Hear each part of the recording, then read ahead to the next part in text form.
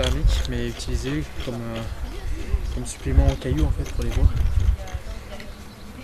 Donc ouais, il y en a un petit peu. On a retrouvé la céramique un peu décorée avec quelques lignes, avec une couleur noire à l'intérieur et à l'extérieur. Sinon, il y a aussi pas mal d'amphores de Marseille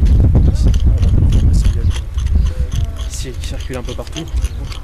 Approche, en fait, c'est un mica qui est très brillant et c'est un marqueur de Marseille en fait.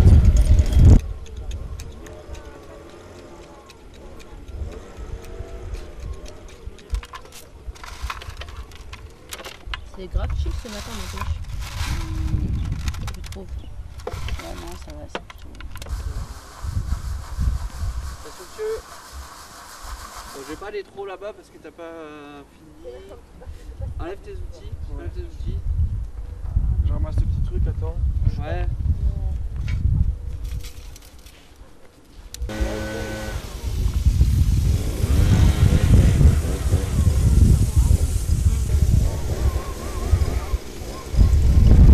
C'est beau, c'est No Man's Land. Bernardo, on avait dit que c'est une lumière imaginée.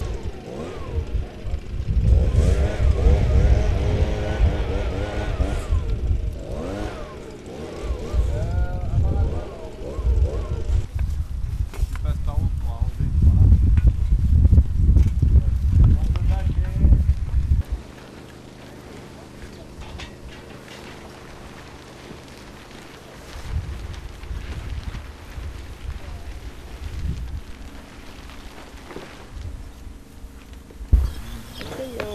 C'est de la paix.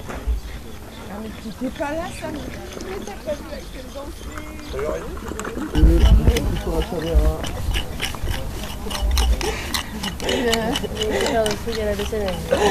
Ici, les années précédentes, on avait les deux murs parallèles qui avaient été dégagés. Et Juliette était partie sur une interprétation assez osée et ambitieuse du grenier surélevé. En fait, c'est des greniers où on a des murs qui sont parallèles avec des planches pour permettre l'aération.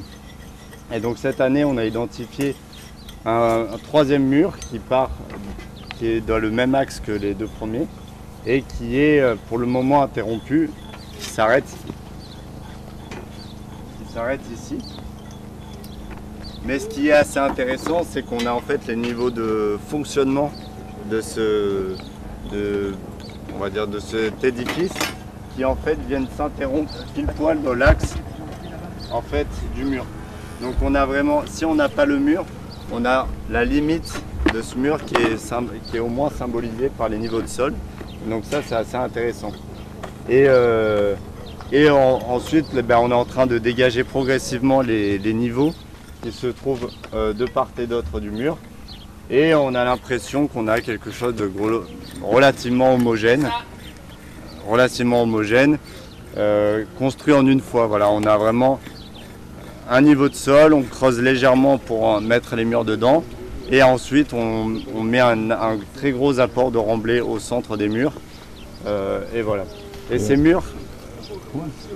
C'était couvert là, non? Tu m'as dit. Comment? Tu m'as pas dit que c'était couvert? Non, ça avait été...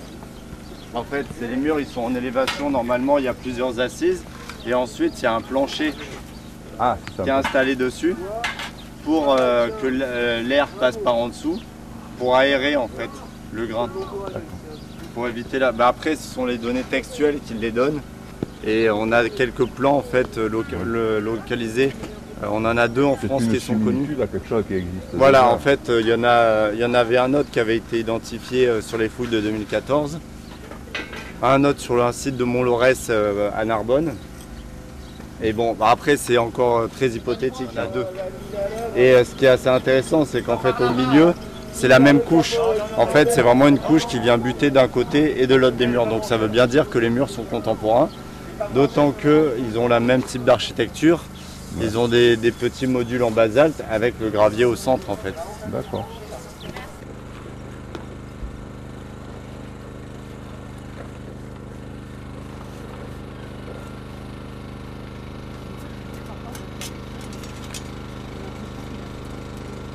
Moi je sais même pas comment elles sont rentrées dans mon crâne, gars. Oh, parce que t'as trouvé le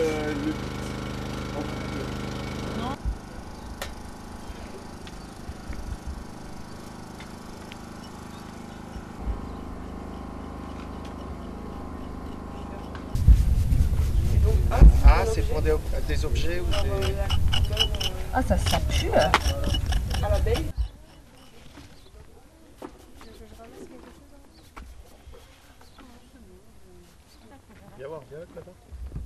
Ouais.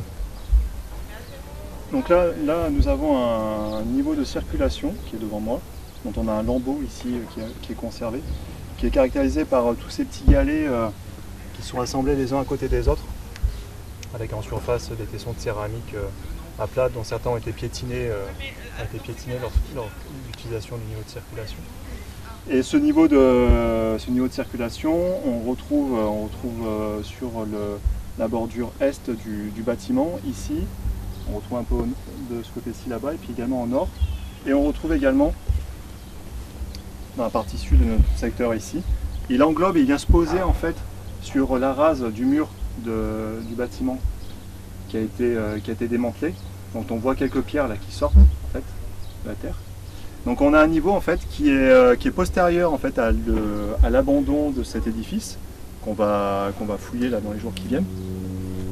Et donc on a un espace qui est complètement redéfini, puisque auparavant on avait un espace de circulation qu'on a fouillé plus au nord en secteur 1, sur lequel ce grand édifice qu'on a en partie dégagé est installé. Il est abandonné et par la suite il y a de nouveau un espace de circulation assez vaste qui est installé. Alors on n'en a pas de partout parce que lors du décapage mécanique, il y a une partie qui a été arrachée au godet à la limipelle. Mais on peut le restituer avec les lambeaux qu'on a, on peut le restituer et visiblement ça recouvrait quasiment tout l'espace nouvellement ouvert cette année. Donc voilà, c'est quelque chose qui est intéressant aussi sur la réorganisation de l'espace, puisqu'il semblerait que après l'utilisation de cet édifice, on revienne vers un secteur qui est aménagé, comme voie. Voilà. Donc on revient un peu à la case départ. Donc voilà, ça c'est super intéressant pour nous.